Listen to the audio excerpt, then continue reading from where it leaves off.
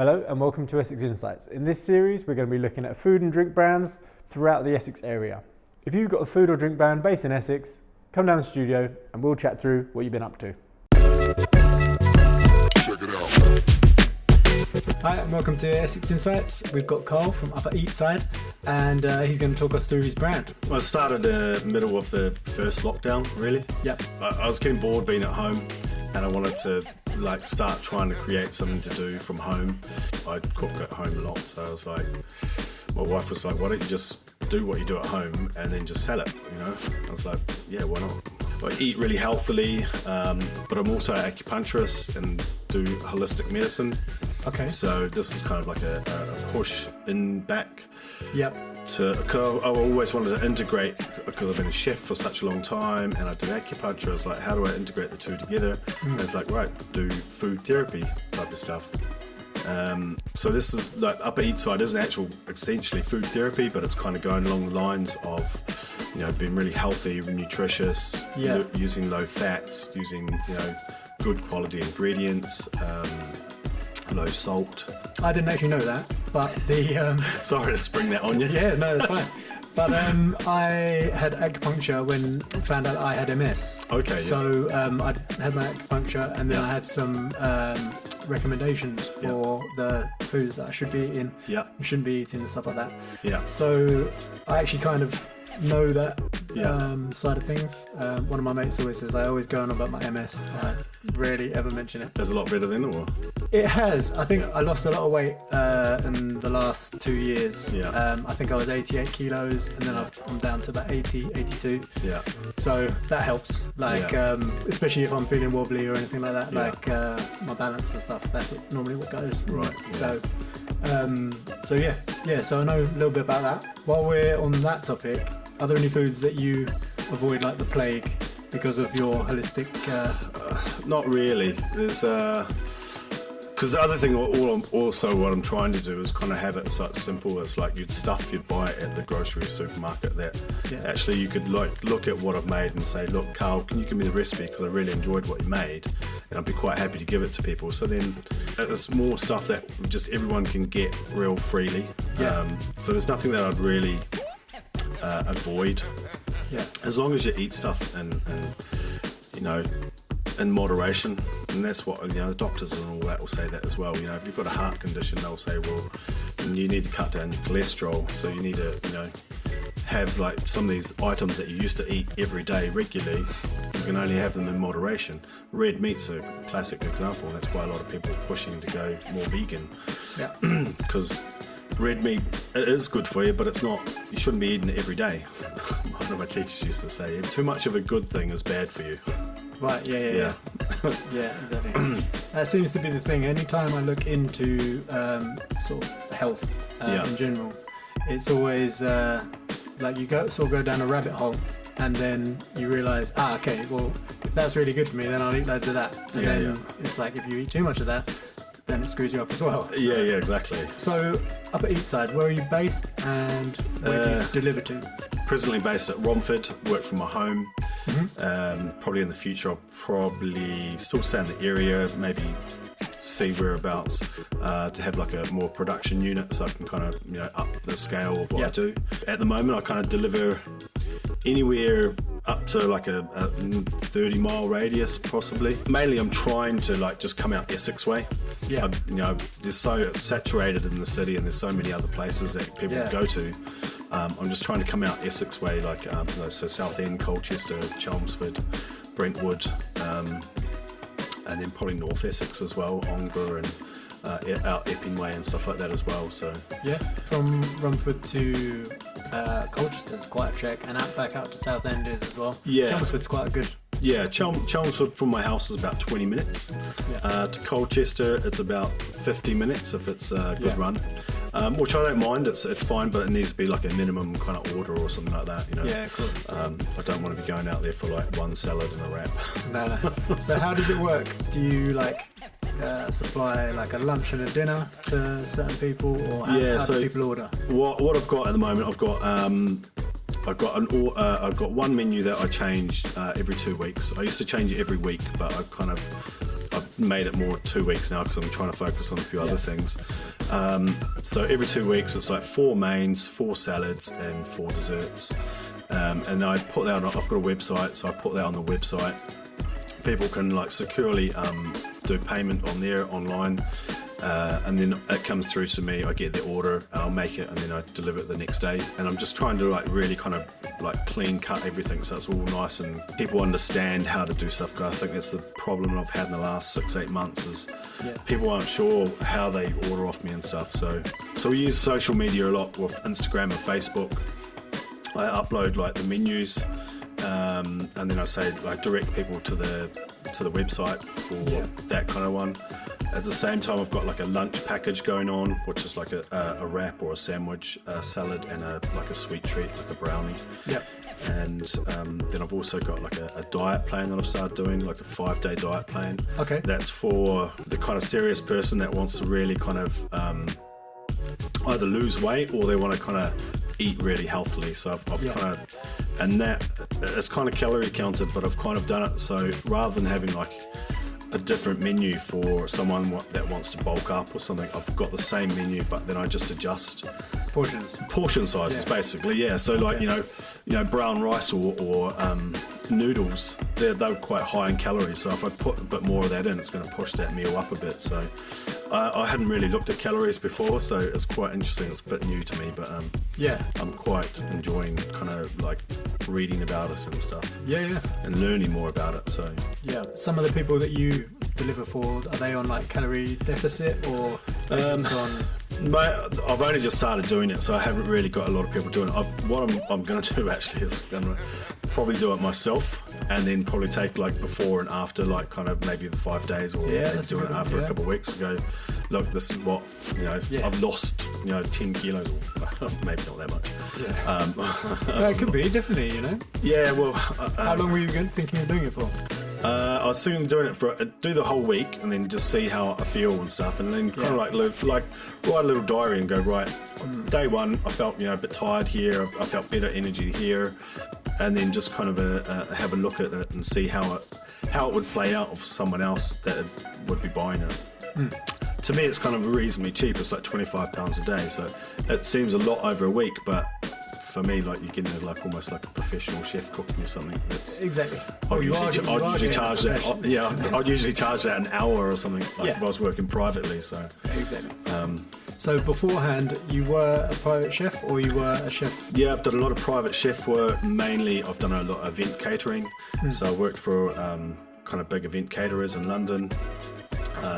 The last job I was at was the Swan at the Globe Theatre, so I ran all the events there, sit-down dinners, canapé parties, all that.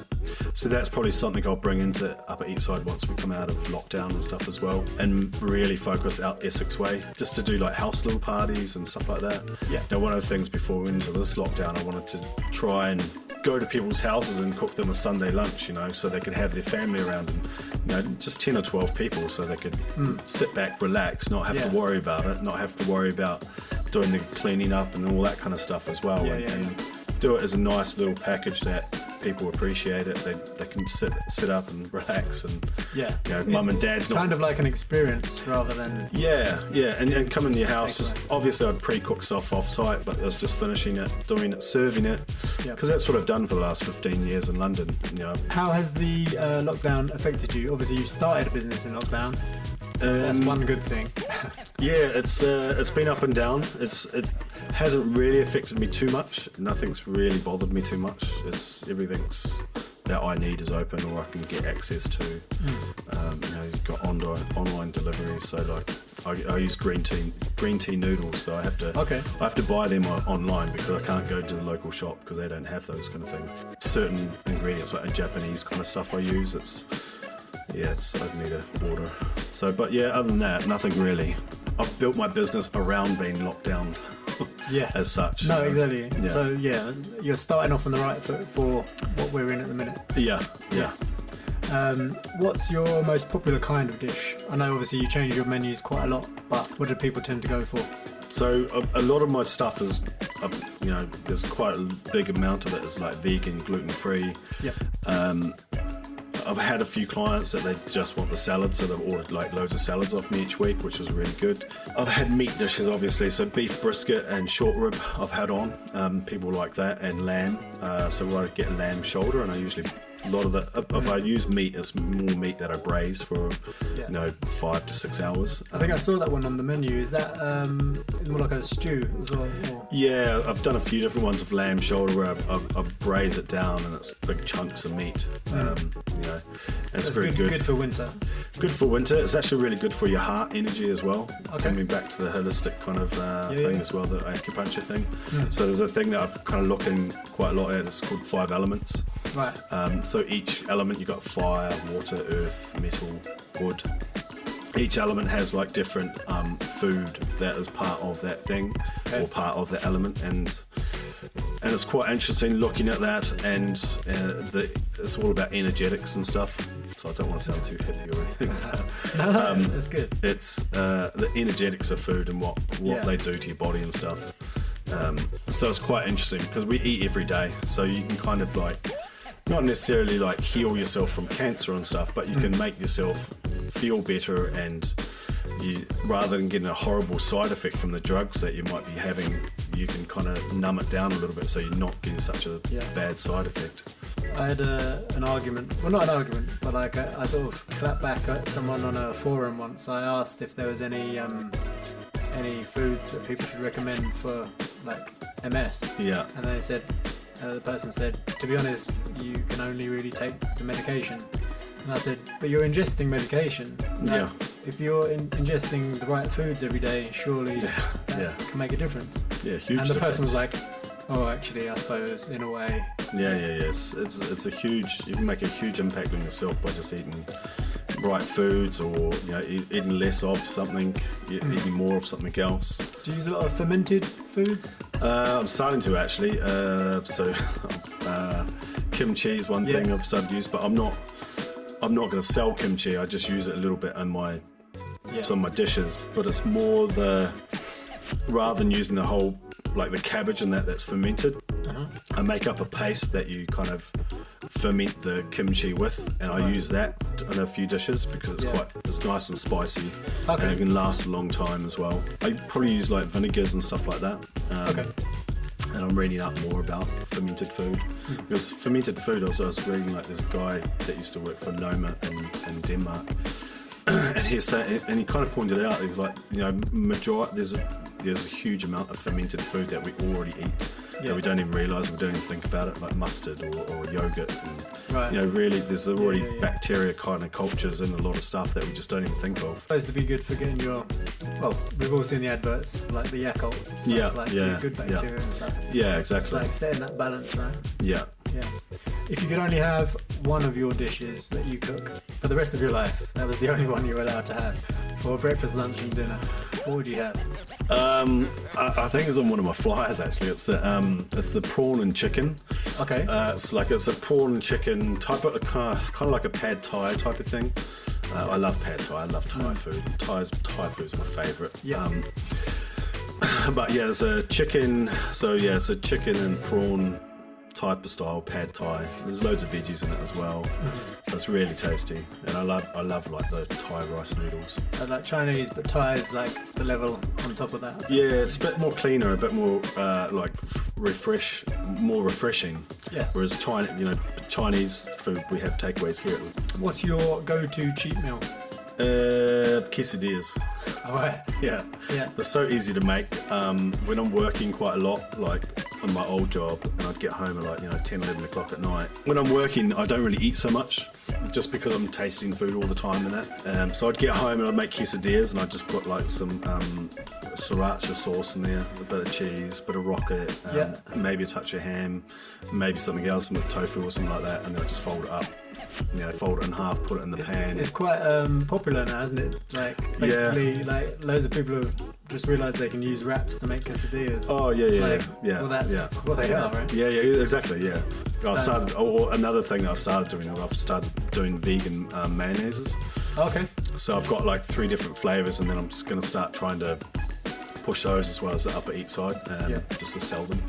Oh, as standalone products. Yeah, standalone products, and try and I'd love to try and get them into say Whole Foods or something like that. They're totally vegan, and the different flavors. Like a lot of people just do garlic aioli or mayonnaise. Yeah. So these are vegan ones. That's so I've got fajita, which is perfect for quesadillas.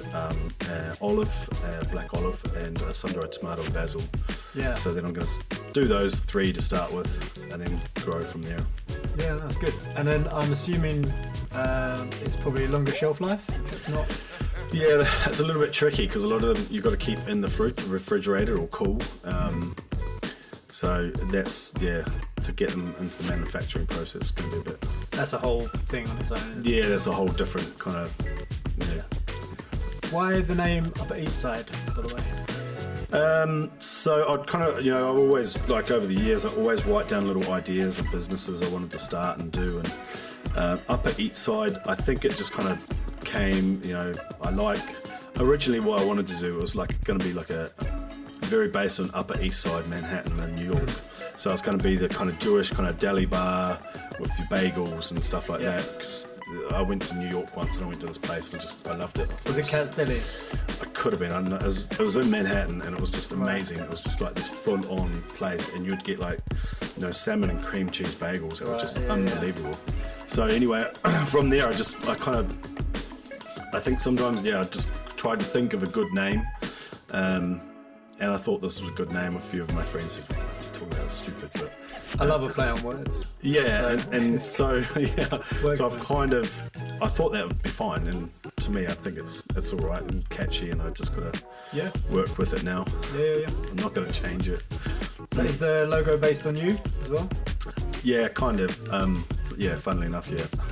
Yeah. With the glasses. Was it when you were in New York, or no? Because you haven't got the beard now. No, I just trimmed off my beard. I usually am quite beardy. Yeah. I just trimmed it. I trim it every couple of weeks or something, or every month. Just because otherwise it gets really too itchy and stuff, and I don't like it. Okay. It's not too bad in the winter, but sometimes it's just annoying. What's your plan for when lockdown ends, when it ends? At the moment, just kind of really trying to push the whole brand a bit more. And like I said, I'm just trying to clean it up so it's a lot tidier. So I did a post on yesterday.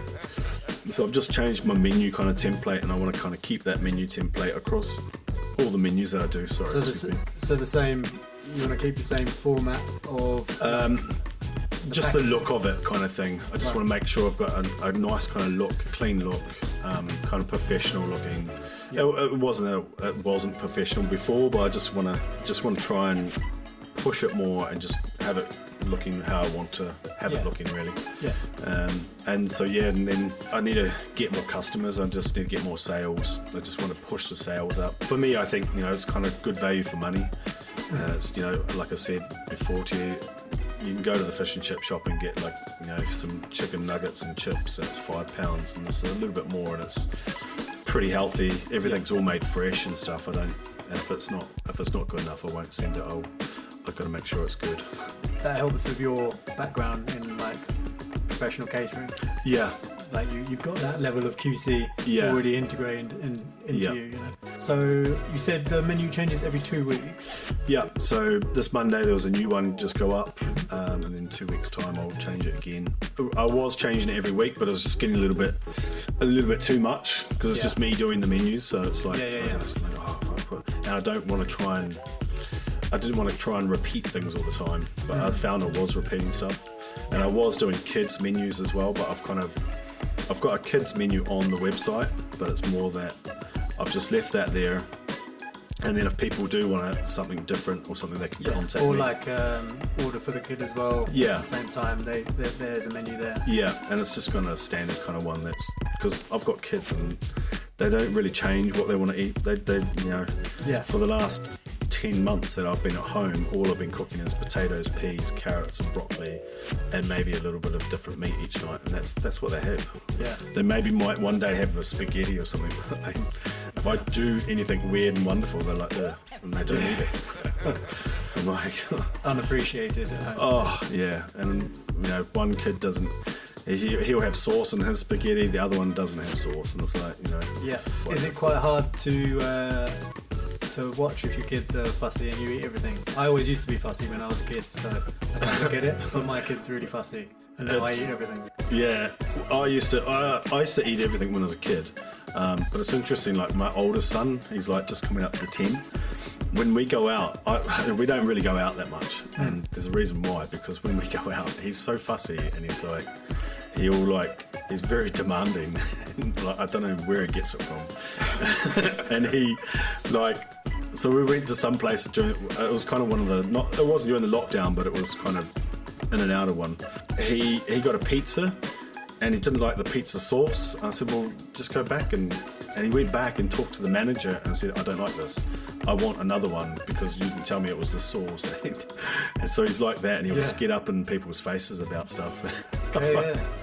It's kind of a proud moment. Yeah, I kind of quite like it. I think it's quite good, and it's good that he'll speak up for himself and just if he doesn't like it, he'll change it, or complain that to get it changed. So, yeah.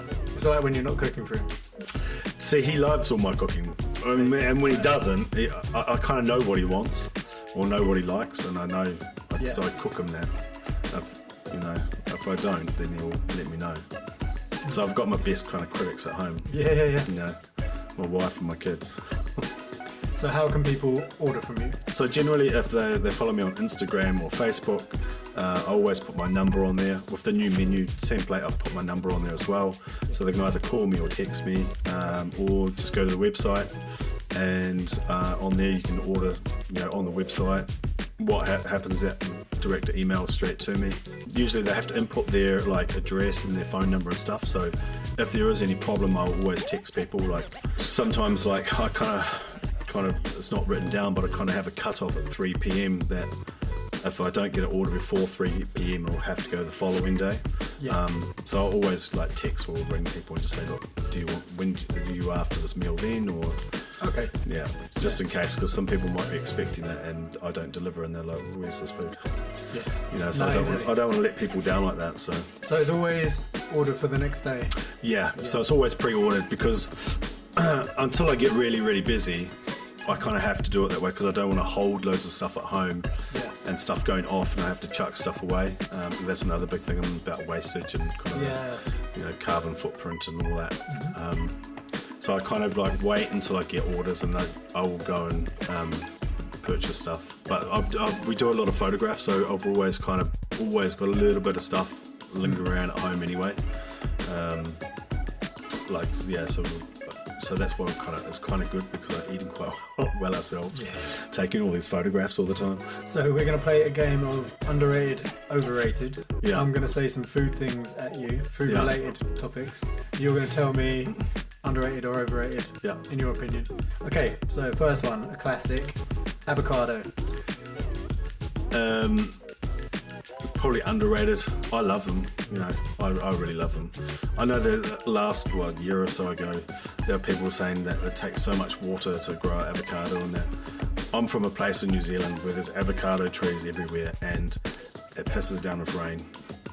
Probably 8 months of the year. So for me, it's there's water there. It's not going to destroy other kind of things. Maybe it's different in South America and stuff, where it's probably a bit more forced. But I love them.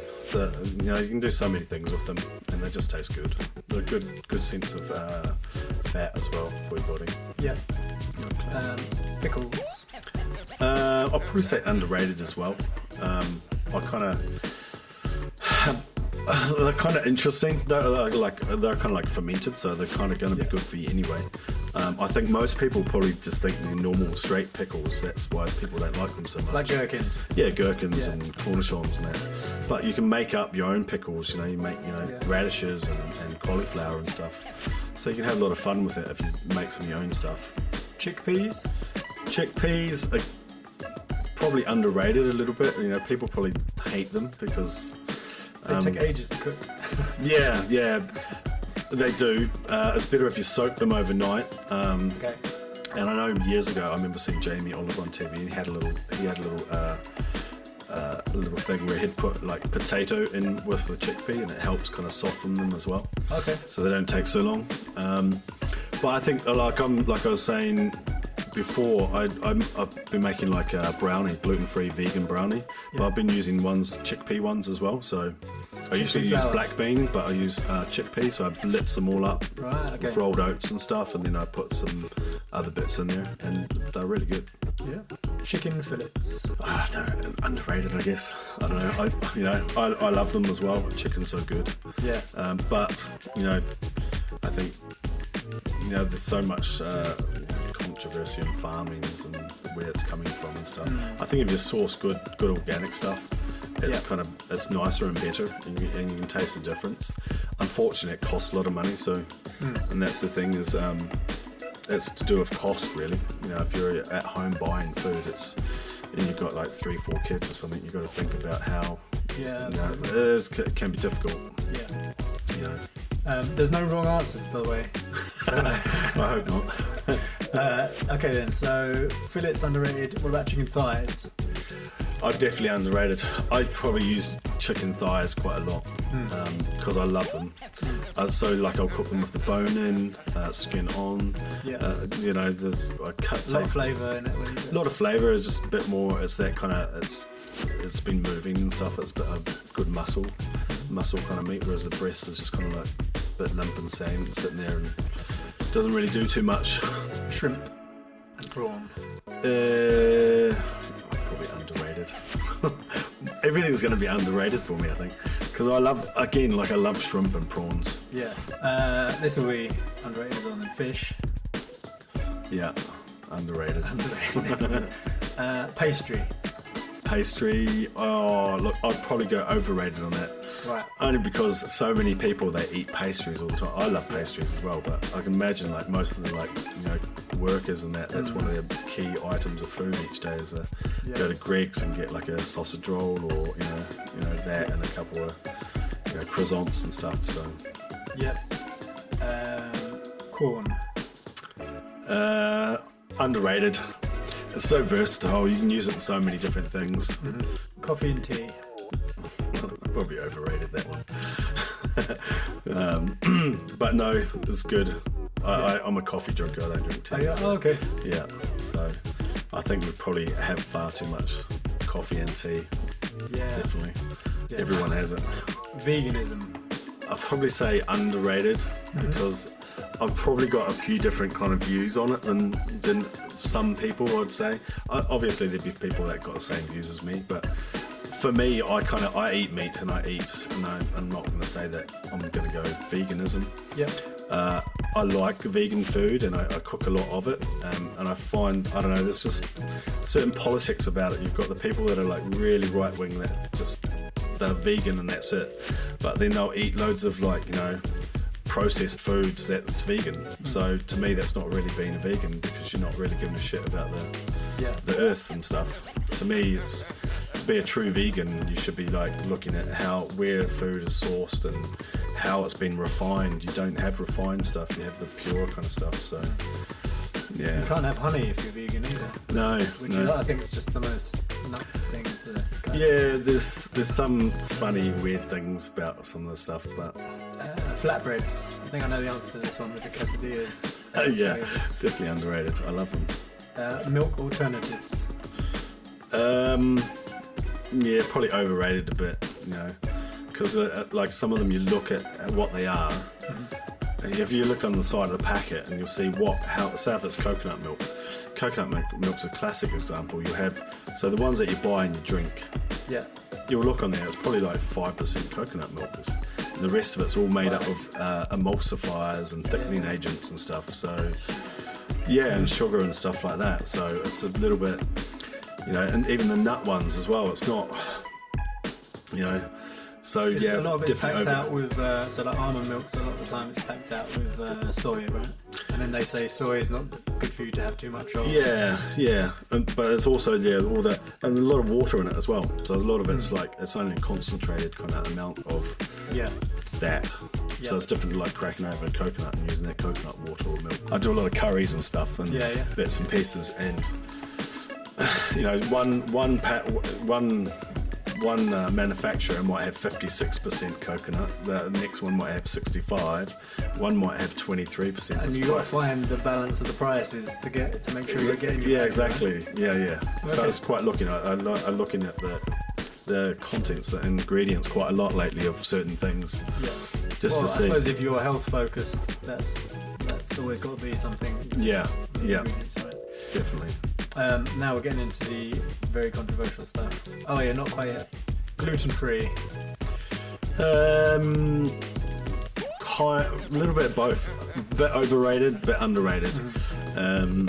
Overrated just because there's probably a lot of people out there that don't have gluten intolerance, but then they're kind of a bit fussy, like especially when you, like me, coming from event catering and working in restaurants, and you'll have someone that they're so fussy and they've got a list of allergies when they come there, but then when it comes to dessert or something, that goes out the window. So it's more preference, I think, sometimes, a lot of the time. And then I'd say underrated for the sense that there is probably a growing number of people with intolerances. But then that just comes down to their diet as well, and what they kind of eat and how they're eating things. Mushrooms. Probably underrated. They're pretty nice, but they're pretty well growing all year round now. So it's funny, like we're working the catering industry and you always say wild mushrooms, but they're not wild. They're like shiitake mushrooms, oyster mushrooms that are like just so heavily produced everywhere. Unless you're going out foraging and actually finding them, it's a bit different. So that's another set of fun and games, I guess. So I'd probably be a bit both, but overrated and underrated. This one was a request, mango. I'd probably say underrated. I love mango. It's such a nice. And you'll be happy about it. I've been making loads of mango chia mousse. No one buys it though. I don't know why, but it's actually really nice. It's really good. It's got hardly any sugar in it. Goes well in Thai dishes as well. Thai salads and stuff like that. Prawns as well. I actually put it in fish cakes the other week. Oh really? Yeah, I made like in a standard breaded fish cake. No, so it's kind of like a Thai fish cake, but I had to make it so they don't like spice. So I put like a bit of mango in when I made it, and it's a little bit different to like an English one where you put loads of mashed potato in it. So it's more just raw fish. Usually you put spices like chilies and stuff and ginger and stuff. I had to take a lot of that out, and then you put a lot of corn flour in it. And then you kind of like you ball it and stuff, and then you just lightly deep fry it. But it comes out really nice, and the mango actually tastes really good in it. So basically replacing the spice for flavour. Yes, So I was putting some other flavours in there, but not so it was not really spicy or anything. And it came out nice. So I quite liked it. The people liked it as well. Nando's. Definitely overrated because I've never actually eaten at Nando's. Have you never had a Nando's? I've never eaten Nando's. Funnily enough, I've kind of like stood out. I used to live in Barking. I used to stand outside sometimes waiting. I'd go past and catch the bus, and it was right across the road from Nando's, and I'd be like, why do people like love this place so much? It was full all the time. Like I couldn't believe it. And I was just like, why is it so popular? And I've just never gone there. It hasn't appealed to me. It's very much a trend. It's so good. See, I don't know.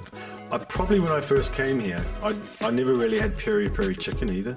And I like spice now, but sometimes I don't like a lot of spice, and also I don't like loads of garlic, and my chefs that work for me know that. Right. I don't use a lot of garlic, and I don't use a lot of onions, so I kind of because they should be more used when you're using meat, but in chicken it's good, but it's I just find that sometimes that's all I taste when I taste things, and so I've never really. Nando's has never really appealed to me. I know people love it here in the UK. But like it's nice to be pure. Like someone that hasn't been to Nando's. I'm definitely a Nando's. Really? Yeah, I'm definitely a Nando's. Because they always say, "Have you been before?" And like when you've been a few times, you're like, "Yeah, I know what I'm doing." Yeah. But the first time, you're like, "No, can you explain it?" And then you're like, "Ooh." Oh, really? Yeah. It's probably like the first time having sushi. Like the first time I had sushi, I lived in Wellington, New Zealand, and I saw this big green thing on the side. I thought, oh wow, they put avocado with it. So I like took a big chunk of it, and I was, it was wasabi, and I was like, whoa. But, wasabi, sushi is probably one of my favourite foods of all time. Really, I love it. McDonald's. Probably underrated. I do like it. Oh, okay, right. Yeah. I don't go there like all the time or anything silly like that. And because, again, like my kids, one kid likes McDonald's, one likes KFC, so it's like... Okay. So there's certain things, but I don't eat a lot of it because what I find when I do eat lots of it, I just, a couple hours later, I just feel so groggy and horrible. But there's a couple of things I really like. You can't get the sundaes, the ice cream sundaes, and you get chocolate, strawberry, and you get caramel. Wow. But the chocolate and the caramel were hot, so you'd get hot caramel and hot chocolate on sauce on top. And then you'd get your fries and you'd eat your fries. It was a thing when I used to eat when I was like 14. Pizza. Probably underrated. Pizza's kind of good. Yeah, I like pizza. Yeah, definitely. I think there's some really good pizza places out there now as well. A lot of places doing like these sourdough kind of crusts and stuff. Like the really thin, crispy one as well. I think they're more kind of not bespoke, but kind of more independent kind of places that come out. And I think this is what's going to happen with these now with this lockdown and everything. There's a lot of big businesses that are going to go bust, or unfortunately small places as well that will go bust a bit, but then it'll kind of bring a good growth of new people in and just want to do their own thing, not go and work for somebody else. They'll just go let's start up something. It'll create more like boutique sellers locally, because everyone will probably still be working from home or locally. They won't be travelling into London getting a prep. Exactly. Every morning. A lot of people will be still working from home for a long time, or a lot of companies are going like, stay at home for 3 days, only come into work 2 days. There's a good place by me. I haven't tried his pizza yet, but Ped's Pizza. He's on Instagram, and his stuff looks nice and really good. We covered a few. Oh, okay. There's one more, which might be I don't know if you tried it. Froyo. No, I don't even know what it is. So frozen yogurt, which is like an ice cream. Obviously tastes like yogurt. Is it a brand, Froyo? No, I think it's just what they call it in America. Okay. Froyo. I've had frozen yogurt, but I've never... Okay. But it wasn't called Froyo. No. It's just called frozen yogurt. Frozen yogurt. Yeah. That or ice cream. The ice cream's good. I have had frozen yogurt. It's pretty good, but it's one of those things. But you choose ice cream over Froyo. Yeah, definitely. I'd definitely choose it. Okay. Chocolate. I love it. Yeah. I probably eat it nearly every day. Yeah. I have like in my freezer. I put it in the freezer, and I get really dark chocolate. Funnily enough, at Aldi lately, I shop at Aldi sometimes. They've got really good vegan chocolate. Right. It's Mont Rosier or something. Right. And I brought out a vegan one. The dark chocolate is really good. No, I got into my chocolate recently, like way too much since Christmas. Yeah. I keep telling everyone. I'd never had Quality Street before, like this Christmas. Oh, really? And then I got into it and I was like, these are good, right? So yeah, I'm kind of getting into chocolate every evening. So much so that I skip breakfast a bit. Oh, really? Just have coffees. And then I'm like, I'm good for having chocolate at night. And my wife gets annoyed because like all the biscuits and stuff disappear. Oh, really? Yeah. She's putting the kids to bed and I was my thing is I like the chocolate bars, so just like dark chocolate. It's the only dark chocolate I really like. But I did stop for a while because I was just I'm buying it every time I go to the supermarket. I was like, I've got to stop, just calm down a bit for a while. And I hadn't had any for a while and I didn't really miss it, but it is good for you actually. There's something in the dark chocolate that is actually quite good for you. I remember reading a story years ago about Serenol or something like that, like good for your mood or something like that. That's it's in the cocoa. I can't remember what it is. There's something about dark chocolate that is quite good for you. Is that? Yeah, I think it's along the same lines of why red wine's good for you. Yeah, like it's got some similar properties. Yeah. I think. Last question. Yeah. What is your most unpopular opinion about food? My most unpopular opinion that you would take to the grave and still say I'm right about this? I don't know. That's quite hard. That's quite a weird, tricky question, actually. So I'm trying to It'd think probably be something that I'm example. fighting with my wife about. Like, you know, she's one of my biggest critics as well. But there are times when I'm like, it's fine, there's nothing wrong with it. And she'll be like, no, it's disgusting. And I'm like, no, it's fine. So that would probably be one of my most unpopular opinions from her. My wife's Sorry. opinion is, Sorry, Nita. yeah. So how can people at home or on Instagram get in touch with you to order some of your food, try it out? So they can go to the website up at eatside.co.uk. On there you can order everything online. The menu is updated. And then also if you follow me on Instagram, I have my phone number on there so people can call me as well. Call me or text me. Okay, and deliveries from Romford all the way out to all of Essex pretty much. So if you want to order some food, get in touch, and thank you for coming in. Thank you. It's been a pleasure. Thank you.